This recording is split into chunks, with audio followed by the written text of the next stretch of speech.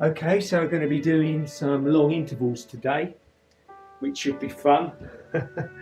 So it's going to be a warm-up, so we're going to have a zone 1 warm-up for 5 minutes, move up to zone 2, and then going to be doing 3 lots of 5 minutes at zone 4, and then a 3-minute recovery. And this is the bit that a lot of runners get wrong. They really don't take the recovery. It's even if they're feeling good, slow down, take that recovery. I think it's going to be a zone 1. So it's the variation in pace that's important, and the recoveries are really important as well, because it's about the quality of what you do when you do the faster run. If you're doing the zone 4 and you're not really hitting that zone 4 effort and pace, then you're not getting the adaptations, you're not pushing that lactic threshold and the many other benefits of this type of running. So that's a big tip, I think. So off we go. Let's see how it goes. It's a lovely day. So when doing intervals, be it short or longer intervals, what is the real benefit of a running workout like this? So the running workout I do in this video is 5 minutes in zone 1 warm-up, 5 minutes in zone 2, and then 3 lots of 5 minutes in zone 4 with a 3-minute recovery, and then finally a 5-minute zone 1. So this running workout is designed to combine various intensities of effort, focusing on aerobic and anaerobic conditioning, endurance and recovery.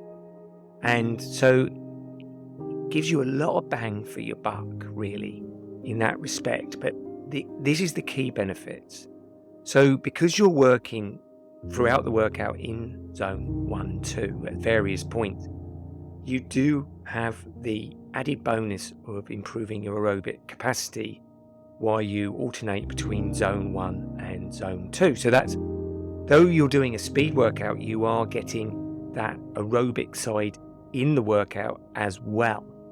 And what a lot of people don't always appreciate with a speed workout, or at least the way I coach them, is you might be doing, say, 39 minutes, say 29 minutes, 39 minutes for a workout, but you're not in those speed zones the whole time. There's variation. You are in those zone 1s and zone 2s as well. So, first of all, warm up.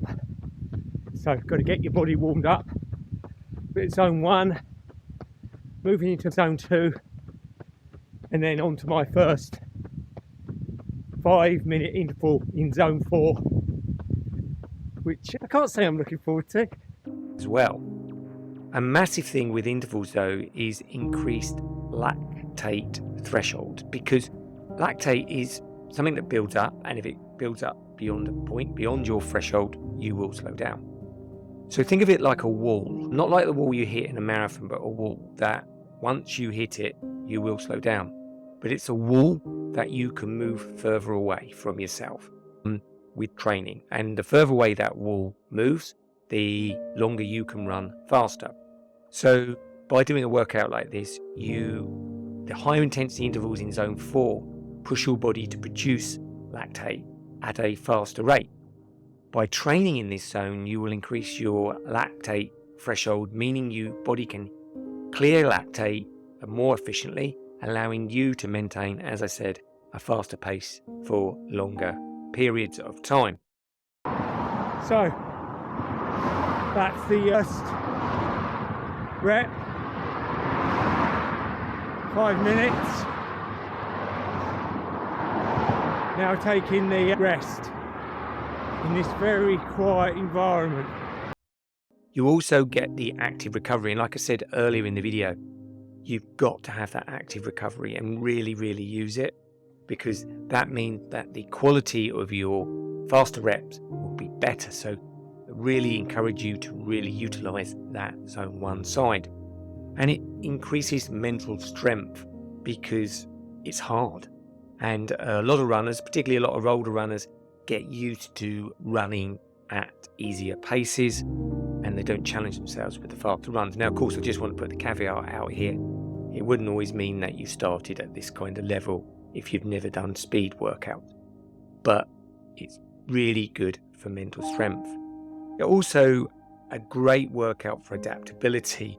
This workout can be easily adapted into different fitness levels by adjusting the duration or the intensity. So, like I've just said, you meet yourself where you're at, or at least only a step in front of where you're presently at.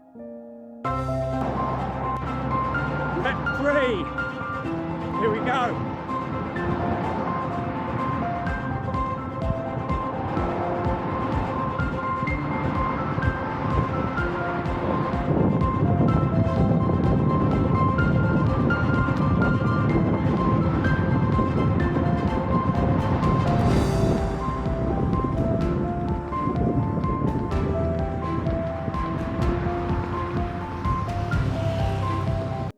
So it's a great workout because you can increase the duration, you can increase the intensities, decrease. So it's a very flexible workout, and you don't need a great deal of stimulation on the speed side to get adaptation. So you don't have to actually knock yourself out stupid to get the results. Basically, this workout provides a well-rounded approach to running training, targeting both your aerobic and your anaerobic systems, promoting recovery and building mental strength. So it's something that's well worth looking at if you want to introduce some speed work into your running. Intervals are fantastic, and as I've just said, they're very, very flexible. So even if you've never done them before, you just reduce the amount of repetitions, the duration of the repetitions, and make sure that you've got, as I said earlier, plenty of zone 1 and zone 2 included in the overall workout. So you've got that warm-up, you've got utilising recovery, make sure the recoveries are long enough, particularly if you're new to intervals, and you'll get fantastic results and very little downside. The only downside with this is if it's too much duration, too much intensity, too quickly for your body. That's where you get broken. But if you go into this carefully, you can get great results.